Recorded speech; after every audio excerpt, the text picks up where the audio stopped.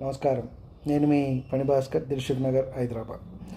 ఈ వీడియోలో మనం పురుషులకు ఎవరైతే మగపిల్లలు ఉన్నారో వారు ఈ మధ్యకాలంలో ఎక్కువగా వివాహ సమస్యలు ఎదుర్కొంటున్నారు. కాబట్టి ఆడపిల్లలు కూడా ఉన్నారు, వారు కూడా పెళ్లి కాని వారు చాలామంది ఉన్నారు, 30, 35, 40 సంవత్సరాల వరకు. కాకపోతే ఇది మగపిల్లలు చేసుకున్నట్టయితే వారికి ఎంతైనా మంచి జరుగుతుంది. తొందరగా వివాహం అవటానికి, శీఘ్రంగా వివాహం జరగటానికి అవకాశం అనేది ఉంటుంది.